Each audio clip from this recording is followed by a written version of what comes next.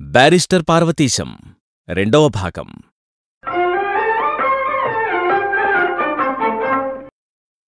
హఠాత్తుగా ఒక రోజున సాయంకాలం బయటికి వెడదామని అనుకుంటూండగా మా స్నేహితురాలు ప్రత్యక్షమై, నేను సమయానికే వచ్చాను, రండి వెడదాం అన్నది. కొంచెం టీ తీసుకోమన్నాను. బయట తీసుకుందాం రండి అన్నది. సరేనని బయలుదేరి దారిలో ఉన్న హోటల్కు వెళ్లి టీ తీసుకున్న తర్వాత సినిమాకు వెళ్ళాం. అక్కడ బొమ్మ చూస్తూ ఏవో పిచ్చాపాటి కబుర్లు చెబుతూ, మధ్యను మీ పరీక్షలైపోయినాయా, బాగా రాశారా, నేనేమీ అడ్డురాలేదు కదా అన్నది. బాగానే రాశాను, పాసవుతాననుకుంటాను అన్నాను. ఫలితాలెప్పుడు తెలుస్తాయంది. దానికోసమే నిరీక్షిస్తున్నాను, 4-5 రోజుల్లో తెలుస్తాయనుకుంటాను అన్నాను. అయితే తెలియగానే ప్రయాణమేనా మీ దేశానికి అన్నది. అవునన్నాను. చాలా సంతోషం, మీరు కష్టపడి చదువుకున్నారు, పరీక్షలలో ఉత్తీర్ణులై వెడుతున్నారు. మీ భవిష్యత్తు ఎదర పూలబాటగా ఉంటుంది. ఈ దేశం ఎప్పుడైనా జ్ఞాపకమొస్తే ఇక్కడ వ్యక్తులు కూడా జ్ఞాపకమొస్తారనుకుంటాను. మాకంతవరకే ప్రాప్తం అన్నది. తరువాత పిక్చరయ్యే వరకు మాటల్లేక ఒకరినొకరు కౌగిలించుకుని కూర్చున్నాం. తరువాత బయటికి వచ్చి మన మామూలు చోటికి వెడదామా అన్నాను. థ్యాంక్యూ శామ్, వద్దులేండి, ఇలా విడిపోవడమే మంచిది కదా అన్నది. ఇక నేనేమీ అనలేదు. అంతటితో ఎవరి దారిన వారు వెళ్ళిపోయాం. వారం రోజుల తరువాత పరీక్షా ఫలితాలు తెలిసినాయి. నేను ఆశించిన దానికంటే ఎక్కువగానే మొదటి తరగతిలో ఉత్తీర్ణుణ్ణయ్యాను. ఆ సంతోషం పట్టలేకపోయాను. ఎవరితో ఈ ఆనందం పంచుకోను?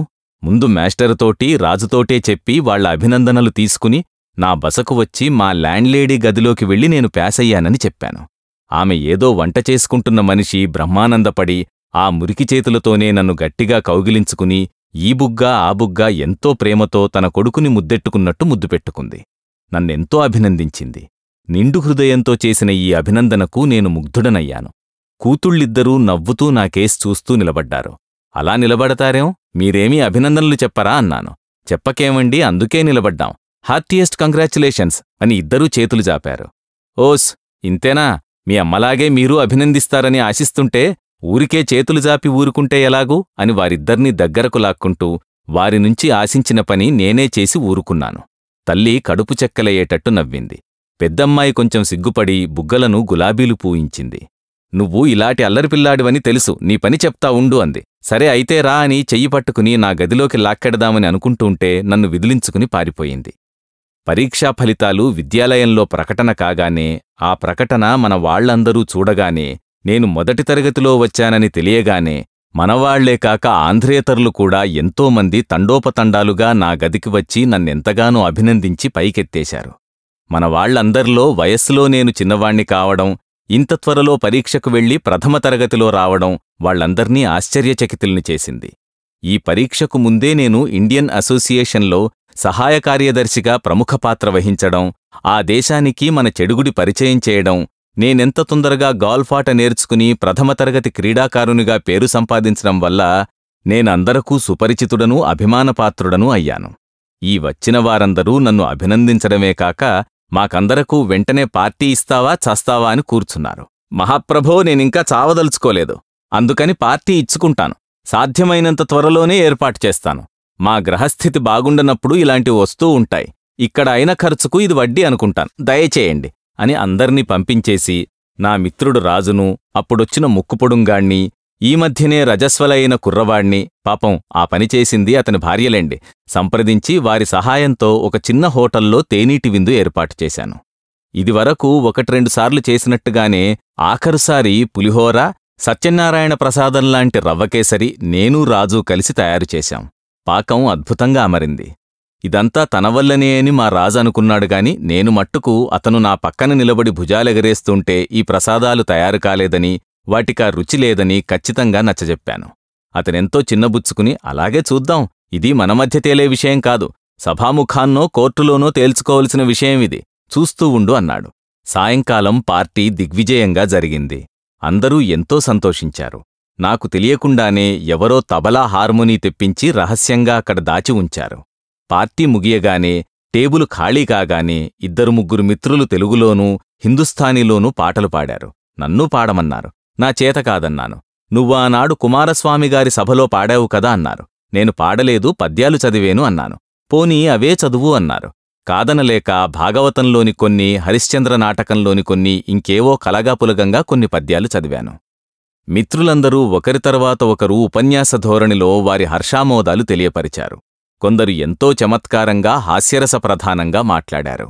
పెద్దలు అనుకున్నవాళ్లు ఒకరిద్దరు నన్ను ఆశీర్వదించారు.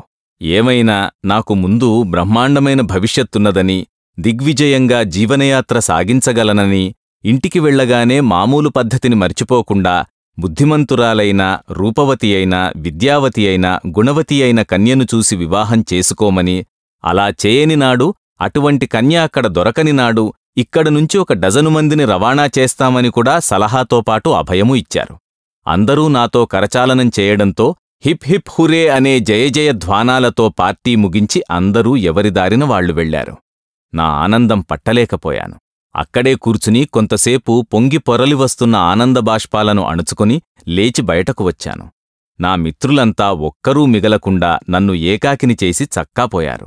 నేను పరధ్యానంగా నడుస్తూ వస్తుంటే వీధి చివర నా స్నేహితురాలు నిలిచి ఉండడం నాకాశ్చర్యం వేసింది. నేను గుడ్ ఈవినింగ్, ఏమిటి ఇక్కడ నిలబడ్డావెందుకు, ఇలా వచ్చావేమి, నా బస చాలా దూరం కదా అన్నాను.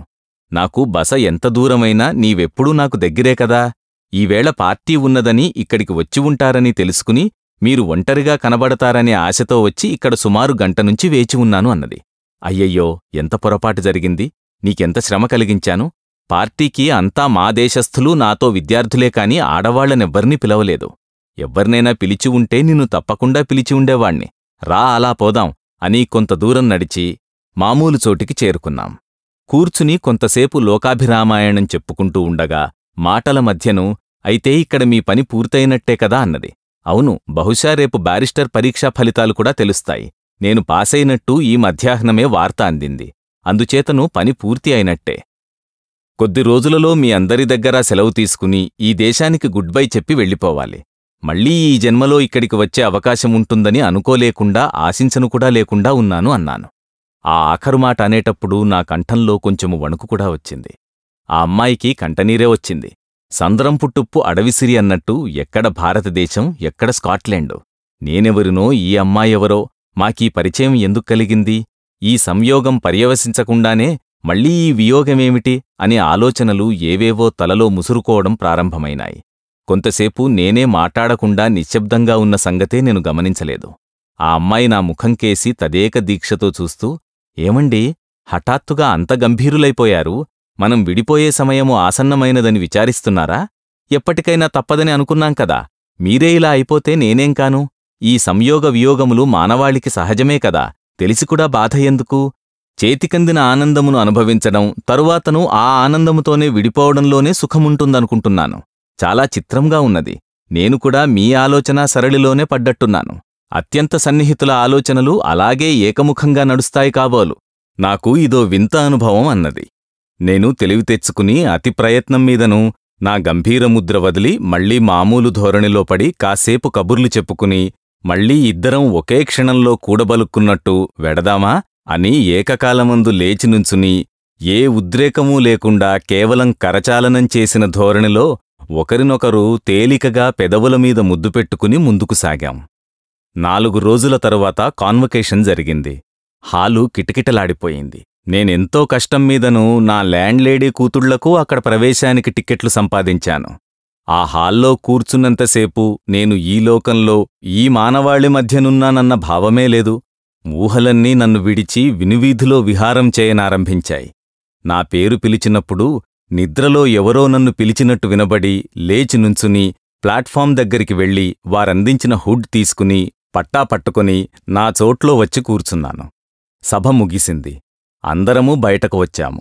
వచ్చి టాక్సీ కోసం చూస్తుండగా దూరాన నా స్నేహితురాలు వెనుదిరిగి నాకేసి చూడకుండా తలవంచుకుని వెళ్ళిపోవడం చూచాను. ఈమె వచ్చినట్లే నాకు తెలియదు, వస్తానని చెప్పలేదు, టికెట్టు కావాలనని కోరలేదు. ఎలా శ్రమపడి వచ్చిందో పాపం, ఎంత అభిమానమో అనుకుంటూ ఆశ్చర్యపోతూ టాక్సీ పిలిచి నేను మా ల్యాండ్లేడీ కూతుళ్లతో సహా ఇంటికి చేరాను. వాళ్ల ఆనందానికి మేరలేదు. నామీదను వాళ్లకింత అభిమానమెందుకా అని ఆశ్చర్యపోయాను. మరునాడు నా కాన్వకేషన్ డ్రెస్లో ఒక ఫోటోగ్రాఫు, ప్రయాణానికి దరఖాస్తుకు అవసరమైన ఫోటో ఒకటి తీయించుకుని వస్తూ మా ఇంటి ఆమెకు, పిల్లలకు తలొక బహుమతి కొని వాళ్లకిచ్చాను. మా ల్యాండ్లేడీ కూడా చక్కని పెట్టెలో ఒక వెండి ఫౌంటైన్ పెన్ బహుమతి చేయడం నాకెంతో ఆశ్చర్యమూ ఆనందమూ కలిగించింది. నేనిచ్చిన బహుమతులకు వాళ్లు మరీ సంతోషించారు. చిన్నపిల్ల చేతికి బహుమతి అందిస్తూ, నీకు రహస్యంగా ఇవ్వవలసిన బహుమతి వేరే ఉన్నదిలే, అది తర్వాత ఇస్తాను అన్నాను. ఆ పిల్ల దేవాంతకురాలు. నా ఊహ ఇట్టే గ్రహించి, నాకీ బహుమతి అక్కర్లేదు, ఆ బహుమతి అక్కర్లేదు, ఇదివరకిచ్చినది చాలు అంది. పోన్లే, నాకు మాత్రం చాల్లేదు అన్నాను. అందుచేతను నీవు బుద్ధిమంతురాలిగా నేనిచ్చిన బహుమతులు బహిరంగంలో కాని అంగీకరించి తీసుకోవలసిందే, దీనికి తిరుగులేదు. ఈ నీ ముద్దుమొహం సాక్షిగా చెబుతున్న విషయం తెలిసిందా అని 2 బుగ్గలు పట్టుకుని జాడించి నా గదిలోకి వెళ్ళిపోయాను. మరి 4 రోజులైన తరువాత నా పాస్పోర్టొచ్చింది. అనగా నా ప్రయాణానికి అనుమతన్నమాట. వచ్చేటప్పుడు ఎవ్వరి అనుమతీ లేకుండా, ఎవరితోటీ చెప్పనైనా చెప్పకుండా తిన్నగా చక్కా వచ్చాను. ఇప్పుడీ యుద్ధం మూలాన్ని ఈ తతంగమంతా ఏర్పడ్డది. మరి 4 రోజులలో అతి కష్టం మీదను మెయిలు స్టీమర్లో ప్రయాణానికి క్యాబిన్ దొరికింది. ఈ వార్త తెలియగానే అక్కర్లేని సామాన్లన్నీ ఇక్కడ ఖర్చుపెట్టి అవసరమైనవి కొనుక్కుని సామాను సర్దుకోవడంతో సరిపోయింది. నేను మా స్నేహితురాలుకు ఫలానా రోజున ఫలాని రైల్లో ఫలానా స్టేషన్ నుంచి బయల్దేరి లండన్ చేరి అక్కడ స్టీమర్ ఎక్కుతానని, నన్ను మరిచిపోయి అనుకూలుడైన యువకుని పరిచయం చేసుకుని వివాహమాడి సుఖపడమని కోరుతూ నాకు సెలవిమ్మని ఉత్తరం రాశాను. కొన్ని కన్నీటి బిందువులు ఉత్తరం మీద పడి కొంత భాగం తెలియకుండా పోయిందనుకుంటాను. మధ్యాహ్నము నా మిత్రులందరి దగ్గర సెలవు తీసుకుని సాయంకాలము పెందలాడే భోజనం చేసి ప్రయాణమై వెడుతున్నానని మా వాళ్లతో చెప్పగానే వాళ్లందరూ ఒకరి తర్వాత ఒకరు కళ్లనీళ్లతో నన్ను కౌగిలించుకుని ముద్దు పెట్టుకుని సాగనంపారు. ఆ చిన్నపిల్ల మరీ ఒకటే ఏడుపు. ఆ పిల్లను చూస్తే నాకెంతో ముద్దు, జాలి, ఆనందమూ కలుగుతుండేది. ఇటువంటి అమ్మాయి నాకో చెల్లెలు ఉండకూడదా అనుకునేవాణ్ణి ఎన్నోసార్లు నేను. ఎంతో బాధతో బండిలో కూర్చుని వాళ్లు టాటా అని చెయ్యి ఊపుతుంటే బండి కదిలింది. వాళ్లు స్టేషన్కు కూడా రావాలనని ఎంతో కుతూహలపడ్డారు కాని నేనే వద్దన్నాను. స్టేషన్లో దిగగానే రాజు, అనుకోకుండా మా ప్రైవేటు మాస్టర్ గారు, మరికొందరు మిత్రులు వచ్చి నాకు టిక్కెట్టు వగైరాలు కొని రైల్లో నన్నెక్కించి నేను సుఖాసీనుడను కాగానే వాళ్లు సెలవు తీసుకుని వెళ్ళిపోయారు. బయల్దేరడానికి గంటమోత, రైలు కూత వినపడ్డాయి. ఇక రైలు కదులుతుందని కడసారి స్టేషను చూద్దామని తల కిటికీలోంచి బయటికి పెట్టి చూద్దునుగదా, నా స్నేహితురాలు చిన్న పెట్టితో నన్ను చూసి ఒక్క పరుగున నా పెట్టి దగ్గరకు వచ్చింది. పెట్టి కదిలింది. గభీమని ఆమె నా పెట్టెలోకెక్కింది. ఇదేమిటి, ఎందుకొచ్చావు, రైల్లో ఎక్కి కూర్చున్నావేమిటి అని నిర్ఘాంతపోయి వణుకుతూ అడిగాను. కూర్చోండి, మరేం భయం లేదు. మీరంత దూరాన్నున్న మీ దేశం వెళ్ళిపోతున్నారు గదా, అధమం లండన్ దాకానైనా మిమ్మల్ని సాగనంపుదామని, కడసారి అక్కడ మీ కరచాలనమైనా చేద్దామని వచ్చాను. మీరేం బాధపడకండి అంది. నా పక్కనే కూర్చున్నది. తెల్లవార్లు ఉభయులమూ పడుకునే ప్రయత్నము చేయలేదు. ఏవేవో అర్థంపర్థం లేని మాటలు చెప్పుకుంటూ చిన్నపిల్లలకు మల్లే నవ్వుకుంటూ తెల్లవార్లు కాలక్షేపం చేసుకున్నాం. ఉదయాన్నే లండన్లో దిగి ఒక హోటల్లో చిన్న గది తీసుకుని సామాను అక్కడకు చేర్చుకుని ప్రభాత కార్యక్రమం పూర్తి చేసుకుని స్టీమరు వైపుకు వెళ్ళి స్టీమర్ ఎప్పుడు బయల్దేరేది తెలుసుకుని నా క్యాబిన్ చూచుకుని సామాను వెంటనే అక్కడకు చేర్చవలనని తెలుసుకుని పైకి వచ్చి మా స్నేహితురాలి సహాయంతో సామానంతా స్టీమర్కు చేర్చేసరికి మధ్యాహ్నం 1 గంటైంది. మేము ఒక హోటలుకు వెళ్ళి భోజనం చేసి కాసేపు ఇటూ అటూ తూలి తిరిగి 2:30 కల్లా స్టీమరు వైపుకు చేరుకున్నాం. నేను స్టీమర్లోకి వెడుతుంటే తనూ నా క్యాబిను చూస్తానని లోపలకు వచ్చింది. చూచి 5 నిమిషములు కూర్చుని స్టీమరు బయల్దేరుతుందని గంటా సైరను వినగానే నన్ను గట్టిగా కౌగిలించుకుని గాఢంగా ముద్దు పెట్టుకుని నా కళ్లల్లోకి చూస్తూ, శామ్, ఈ కడసారి కౌగిలింత, ముద్దు, చూపు నా హృదయంలో నేను బ్రతికున్నంతకాలం నిలిచే ఉంటాయి. మీ వాళ్లు చెప్పేటట్లు మరో జన్మంటూ ఉంటే అక్కడిక్కూడా ఈ స్మృతి, ఈ రూపం నాతోనే ఉంటాయి.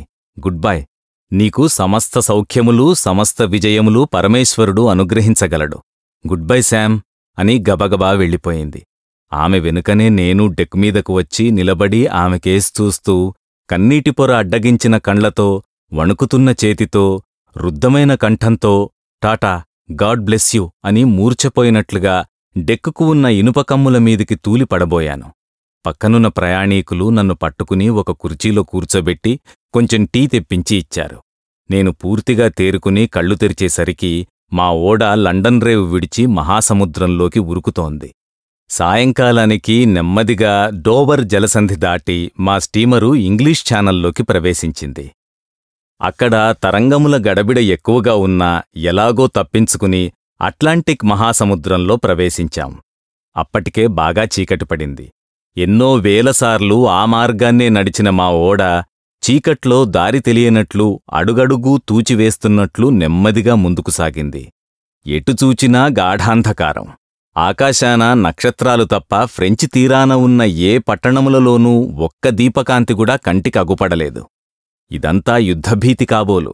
అడుగున అంతు తెలియని అట్లాంటికు మహాసముద్రము. 3 సంవత్సరముల తరువాత మళ్లీ సముద్రయానం చేస్తుంటే ఇంటికి వెడుతున్నానన్న సంతోషం కంటే ఎంతమందో ఆప్తమిత్రులను విడిచి వెళ్తున్నాను. మళ్లీ ఈ జన్మలో ఇందులో ఎంతమందిని కలుసుకోగలుగుతానా అనే భావన.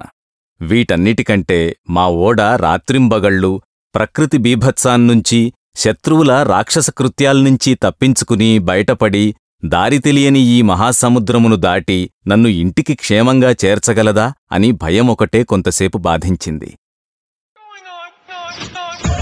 బారిస్టర్ పార్వతీశం. సమర్పణ ఎడవల్లి అసోసియేట్స్. నిర్వహణ Arila studios. Audio engineer Santosh Vadnala. Studio sound city Hyderabad.